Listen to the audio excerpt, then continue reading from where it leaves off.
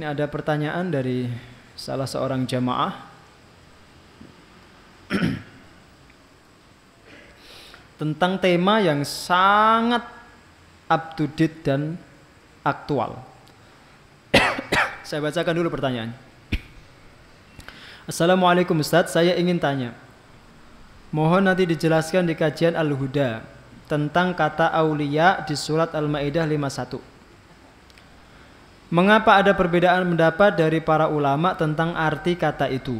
Ada yang mengatakan artinya pemimpin, ada yang mengatakan artinya teman dekat. Sebenarnya makna kata tersebut berdasarkan bahasa Arab yang sesungguhnya itu apa? Kalau bahasa Arab itu mesti sesungguhnya. Lalu para ulama tafsir terdahulu memberi penjelasan seperti apa? Syukran Ustadz. Semoga Allah senantiasa menjaga Ustadz dalam kebaikan. Baik, jazakumullah khairan. Kita buka kamus ya, karena bahasa Arab itu, Al-Quran itu bahasa Arab. Bahasa Arab itu ada ilmunya. Salah satu cara untuk memahami bahasa Arab adalah buka kamus. Ya, tidak usah yang sulit-sulit. Kalau saya bukakan Lisanul Arab nanti bingung malah. Al-Qamus Al-Muhit bingung. Atau Munjid gitu, nanti malah bingung. Karena itu kamus Arab, maknanya Arab.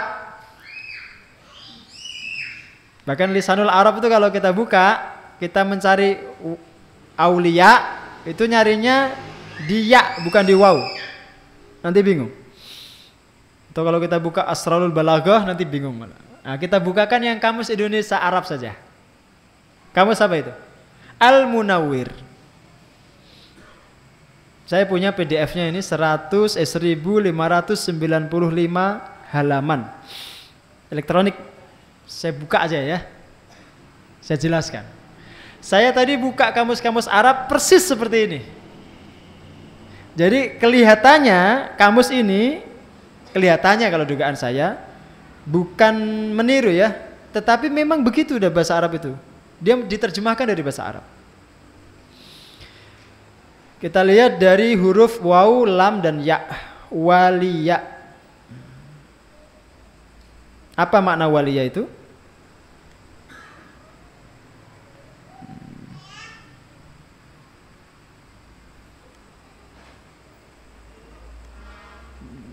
Ini gara-gara Al-Maidah ya.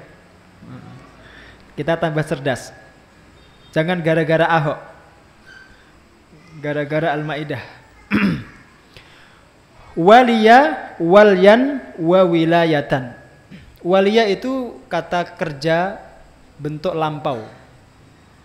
Waliya kalau mudhari'nya yali. Maknanya dekat. Satu. Waliya fulanan, dekat dengan si fulan. Waliyahu ay tabi'ahu, mengikuti tanpa batas atau tanpa terpisah. Ini satu ya maknanya. Jadi kata waliya itu makna yang pertama adalah dekat. Maka dosen saya kalau nyuruh mahasiswa untuk baca itu setelah saya namanya Iqra ya Suhari, saya baca terus nyuruh setelahnya itu tidak nyebut nama, langsung alladzi yalihi. Yalihi dari kata waliya itu yang setelahnya, yang dekat. Maksudnya yang setelahnya. Next, kalau bahasa Inggrisnya itu next. Ini makna pertama. Jadi makna wali itu dekat. Nah, dari sini kita mendengar kata waliullah. Seseorang yang dekat dengan Allah. Karena amal ibadahnya tidak cuma wajib tapi sunnah. Sunnah dia lakukan dan dia jaga betul sampai dia mencapai posisi wali, dekat. Gitu ya. Dari sini juga kita mendapatkan kata wali kelas. Karena apa? Dia paling dekat dengan kelas itu. Dia paling dekat. Maka kalau ada kepala sekolah kok nunjuk guru yang tidak pernah masuk kelas itu sebagai wali kelas, itu kepala sekolahnya nggak ngerti manajemen sekolah. Nggak pernah masuk kelas itu ditunjuk wali kelas. Ini satu. Yang kedua, makna wali juga adalah menguasai dan mengurus. Waliya syai'a au alaihi, menguasai sesuatu. Kalau dirangkai dengan kata al-balad di sini, saya hanya baca ini ya. Jadi enggak saya mereka-reka. Saya bukan Nusron Wahid ya. Jadi saya hanya baca. Beda kalau Nusron Wahid kan ahli tafsir ya dia. Nusron Wahid itu ahli tafsir tapi jalan lain, bukan jalan lain. Waliyal balada artinya menguasai negeri atau memerintah. Nah, dari sini kita mendapatkan istilah waliyul balad, pemerintah atau penguasa. Waliyul mantiqah, gubernur. Katanya wali. Termasuk kalau di kita waliul Madinah, wali kota. Wali kota itu jelas maknanya penguasa dia. Katanya juga wali. Loh kok orang kemudian mentafsirkan dengan berbagai macam rekaan dia sendiri. Aulia itu tadi jamak dari kata wali ini. Ya, aulia itu jamak dari kata wali. Nah, kalau dia dikaitkan dengan negara, dengan wilayah, itu maknanya penguasa. Maka bahasa Arab itu begitu uniknya. Bahasa Arab itu satu kata itu dia bisa memiliki beberapa makna tergantung konteksnya. Maka kalau jenengan buka Quran, kata aulia itu disebutkan 33 kali dalam Quran. Nanti maknanya hampir sama itu. Ya, maknanya 33 kali. Kalau jenengan mau cek. Artinya tidak cuma Al-Maidah 51. Ya. Cuma kelihatannya gurunya Ahok yang ngajarkan itu dia hanya taunya Al-Maidah 51. Ada yang ngajarkan dia loh, guru spiritualnya orang Islam tuh ada. Ngajarkan itu. Ini yang ayat ini sering dipakai untuk menyerang kamu yang ini. Padahal gak cuma itu. Jadi kalau seandainya disodorkan dia 33 anak panah, semua kata aulia itu mati dia. Wong satu Al-Maidah aja itu dia membuat dia bingung itu. Sekarang jadi masalah. Besok di demo orang saya DKI. Besok siang. Nah, ini makna yang kedua. Ya, makna yang ketiga mencintai dan menolong. Waliyar rajula ahabbahu wa nasarahu. Ya. Ini diantara makna wali ada mencintai dan menolong. Maka kalau kemudian umpamanya gini ya, dibantah. Loh, makna wali dalam ayat itu adalah teman dekat. Sekarang saya tanya kepada jenengan lah. Menunjuk orang menjadi teman, memilih orang menjadi teman dengan memilih orang menjadi penguasa itu lebih berat mana?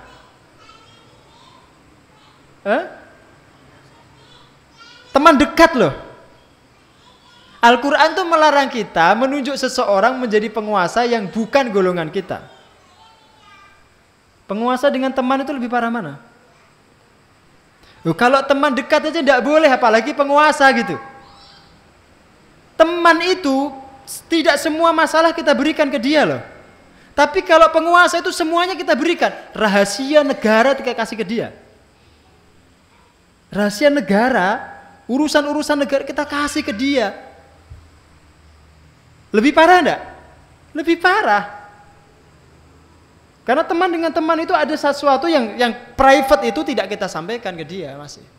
Tapi kalau dia jadi penguasa itu mesti semua akan bisa dia lihat. Dia bisa nyadap, dia bisa membuka file-file yang rahasia. Dia punya intelijen. Itu lebih berbahaya, no? Ya kalau dibantah itu maknanya teman dekat. Nah, ini bantahan saya.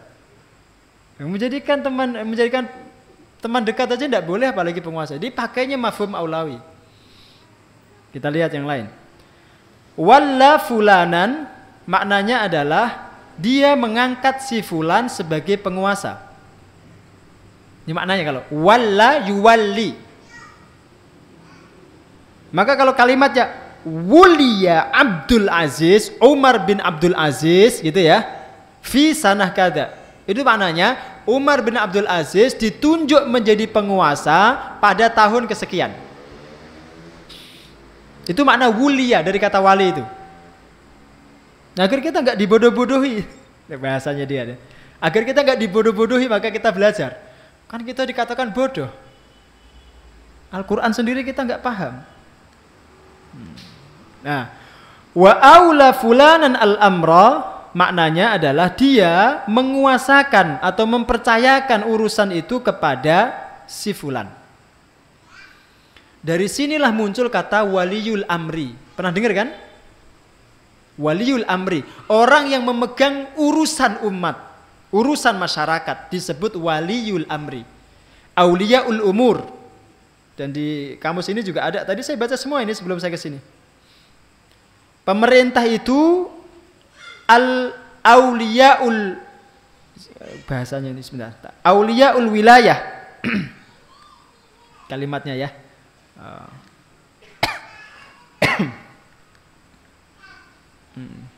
Pemerintah atau penguasa. Al-wilayatu al-hukmu was-sultan. Makna al-wilayah di sini adalah pemerintahan dan kekuasaan. Maka wajar kalau MUI kemarin dalam surat apa itu ya kemarin ya istilahnya ya? Surat keagamaan ya. Nasihat keagamaannya itu menyebut bahwa makna surat Al-Maidah 51 itu jelas. Jelas itu bahasa mufasir itu muhkam. Ayatnya muhkam bukan mutasyabihat. Dulu sudah kita kaji ya? Sudah kan?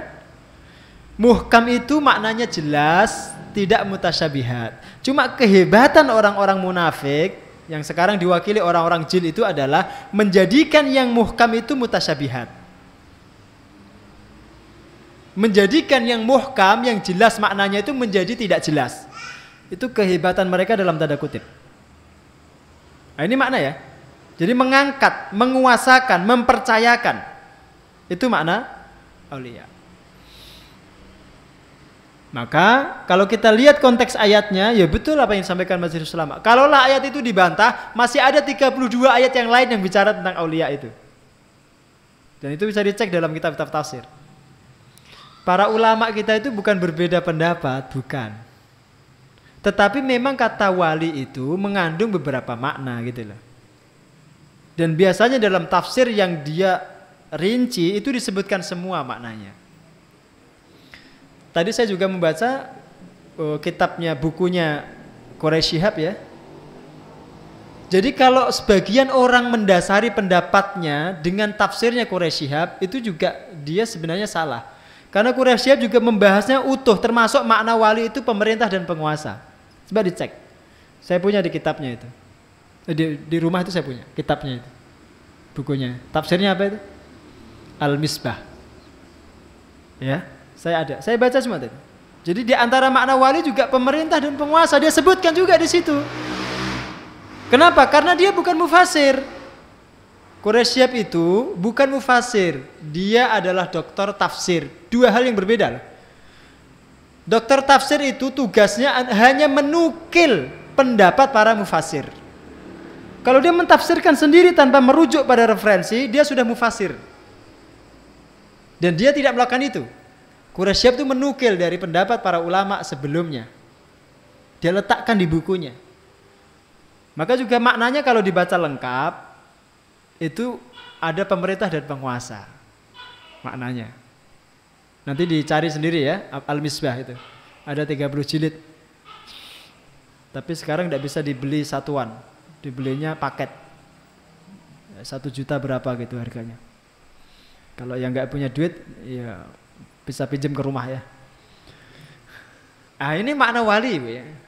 Jadi bukan ulama kita bukan berbeda-beda pendapat, tidak. Memang makna wali itu memiliki beberapa makna. Itu termasuk sayyidi kalau di sini disebutkan. Sayyid itu tuan, majikan, itu makna wali. Maka kita mendengar kata maula, maulana, itu makna sayyidana. Kan kita sering mendengar maulana kan? Sering kan? Rasul kita sebut maulana. Dan Allah juga kita sebut maulana, itu tuan, majikan. Bos kalau kita sekarang itu ya, sayyidi, sayyidina. Maknanya sama itu. Ya orang yang kita percayakan urusan kita kepada beliau.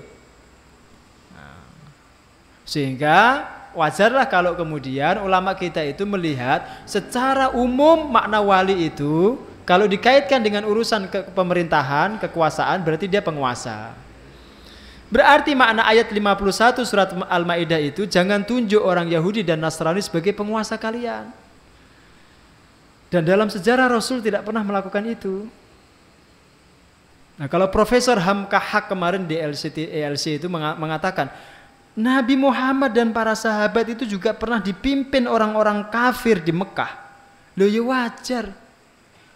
Itu permulaan Islam kok. Orang-orang Quraisy masih menguasai Mekah. Rasul dan para sahabat minoritas sekali. Ya kalau diterapkan dalam konteks Indonesia saat ini ya keliru. Indonesia itu mayoritas umat Islam. Termasuk kalau dulu juga ada sahabat yang diutus ke Najasyi untuk minta kekuasaan, berlindung ke sana, dan Najasyi itu orang Nasrani. Loh kok itu jadikan dasar itu juga di awal periode Mekah. Ketika umat Islam ditindas, diembargo, disuruh sebagiannya keluar dari Mekah. Maka Profesor Mahfud MD membantah ucapan Hamka Haq itu di Twitternya. Dia katakan, dalam kaidah hukum manapun, hukum itu yang dipakai adalah yang terakhir, yaitu ketika Rasul di Madinah. Maka surat Al-Ma'idah ini adalah surat Madaniyah, itu lebih hazm, lebih hasem, lebih memutus persoalan. Jadi hukum terakhir itu adalah hukum yang dipakai Rasul di Madinah. Maka ketika Rasul di Madinah, ketika kekuasaan sudah kuat, umat Islam sudah banyak, beliau tidak pernah nunjuk sekalipun seorang amir, gubernur itu, wali, sebagai wali itu orang kafir. Tidak ada. Cek aja. Dan kalau Nusron Wahid menyodorkan itu, ada contoh gubernur di masa khalifah Al-Mu'tadid Billah. Ya wajar saja itu di masa-masa ketika Islam itu dipimpin oleh orang-orang khalifah-khalifah yang fasik, yang tidak mengerti agama, yang bahkan ketika mengimami sholat dalam kondisi mabuk, ya wajar. Jangan dijadikan itu sebagai hujjah. Nah, alasan yang kedua, dalil itu Quran dan Sunnah, bukan tindakan khalifah itu. Sekalipun khalifah, tindakannya tidak bisa menjadi dalil. Ya, tindakannya itu nggak bisa menjadi dalil. Kebijakan politiknya tidak bisa menjadi dalil. Masih bisa diperdebatkan. Jelas ya? Itu makna wali, kurang lebihnya seperti itu. Mudah-mudahan setelah pulang dari sini nanti bisa tidur dengan nyenyak.